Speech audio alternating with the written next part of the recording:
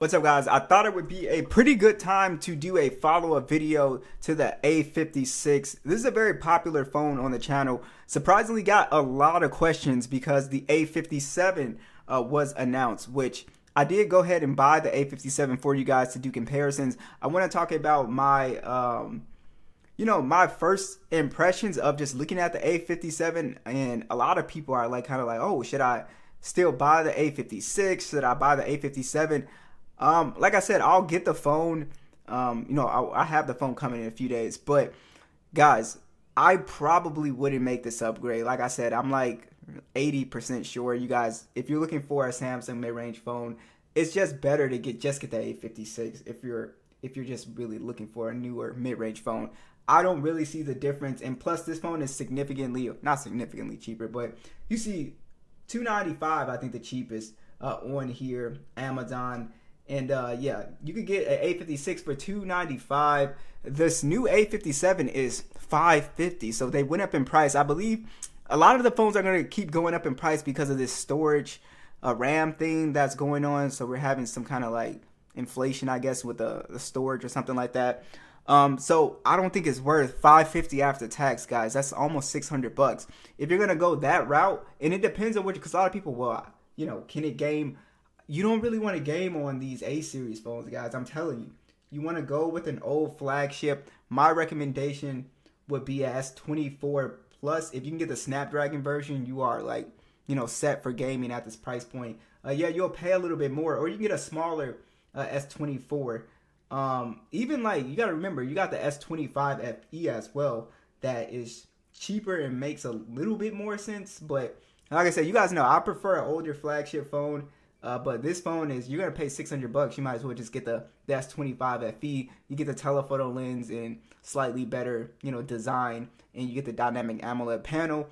And again, I'll go through all those, phones and comparisons for you guys. But I think if you really just want a newer mid-range phone, just get the A56. This makes so much sense instead of spending almost double the money for a phone that really didn't get any improvements here. So if we actually look... And we do go from 67 to 68 dust and water resistant. Nothing really happened with the screen. The biggest update here is going to be the Exynos 1680. But again, the A56 is still pretty smooth for what most people are going to do. If you're gaming, I don't consider these gaming phones. You need to go with an older flagship. I would be shocked if the A57 games significantly better, even though I think it'll be like 10 to 30% improved efficiency with the GPU. But I think it still is gonna stutter when it comes to high intensity games like Genshin Impact and stuff like that. And again, I think the base is now 128 gigs, 8 gigs of RAM. I think with the A56 it was 6. But nothing else has changed. The battery hasn't changed. The charging speeds. You're really basically paying for a processor that's kind of better. And as far as the hardware, this phone still looks really beautiful. I really like this color. It's one of my favorite colors so far. I really like the glossy finish. This one it never picks up fingerprints. That's why I really like this color. But this kind of like, I don't know how to describe it, like a really light green-ish kind of olive green kind of color. Really cool. I really like this color. This is already premium. It has a good weight to it. I believe the A57 is a lot lighter. But this has a good weight to it. It makes it feel kind of like, not like a cheap phone. So yeah, 198 grams. It's IP67, which is fine. Yeah, so no issues with the hardware since I got the phone here. So it's been very solid. I have no issues at all. And you also get a really still updated design. So this design pretty much matches what Samsung is doing with the flagship phones. As far as the A56 screen has gone, it's a very nice display. Again, they haven't changed anything with the newer version. Super AMOLED, 120 Hz, HDR10 Plus. It still does a pretty good job outdoors in direct sunlight. 1900 nits peak brightness. So this display is pretty bright. So even if you're watching content outdoors, it's not going to be to the point where you're going to struggle to be able to see. You still get the nice vivid colors. The Super AMOLED screen, of course, it's an older Samsung display tech, so the colors might not be as accurate as the dynamic AMOLED and stuff like that, but they still look really good and the colors really pop. especially if you turn up the vividness slider on the A56. So you have a nice display, and overall it does have thicker bezels, which is fine. It's really not that big of a deal. It's a mid-range phone, but full screen video still looks really good on the A56, so I have no issues watching. Yeah, I would like a bit of a higher PPI, so when you look up close, icons and text look just as good as something like a Poco X8 Pro or the iPhone. But honestly, at this viewing distance, it looks very good when you're watching your content. So I don't really have any complaints about the display here. All right, so as far as the overall performance, so again, we have the Exynos 1580. The updates have helped a lot with this phone throughout, I think it's been, about a year since it's came out, right? It used to be a little bit like jittery, especially in this camera app. It used to be like kind of jittery, like coming in and out of here. They fixed that. The drop down menu is a lot smoother, and this phone has the One UI 8.5 update coming up as well too. So this phone has definitely improved when it comes to smoothness. I feel like for a mid-range phone, the most that people should want to do is like your split screen multitasking, right? You want that to be smooth. This has UFS 3.1, 128 gigs, and I believe this version is the 8 gigs of RAM.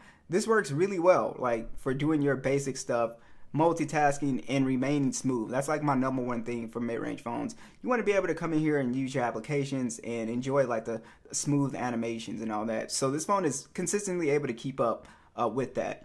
And just to show you guys, here are the benchmark scores for your reference. Again, it's not going to be anything like crazy.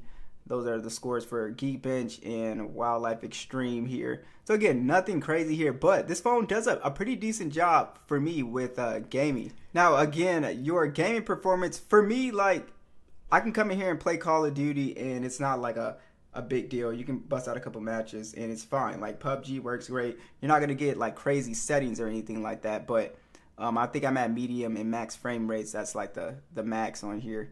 But I would say it works pretty well. I don't really have an overheating issue. Now again, I'm not a gamer, but again, for the 1000th time, if you are a gamer, guys, you really need to consider an older flagship. Or I would say something like the Poco X8 Pro was a really solid phone for gaming. You get better frame rates with a lot of the popular titles. But I mean, yeah, this does fine for like someone like me who's just like, you're here for probably like 30 minutes, 45 minutes, right? Just a few matches. It's gonna do a perfectly fine job for this type of gaming. But if you think you're gonna like, even I would say what it's looking like even with the A57, coming in here playing like Genshin for hours and stuff, it's just not gonna cut it. These mid-range phones. That's why I said don't spend almost $600, right? On an A57. Especially if you're a gamer, it doesn't make a bunch of sense to me. As far as the Galaxy AI features and just AI features in general, the only thing that I've used on this phone really is the Gemini and Circle to Search, which is extremely good. So there's no like difference with that. But from what it's looking like, the A57 it's not gonna have the full Galaxy AI features. So it's most likely, from what I saw, gonna have the intelligent features, which is fine because they have some ones in here that are still good, like the Best Face and Object Eraser, AI Select, but I guess more technical like AI features, you're gonna have to get like an S25 FE or something else, like an older flagship. But yeah, so there's no difference again with that A57. And I do want to go ahead and talk about the overall. Let's test out these speakers at max volume.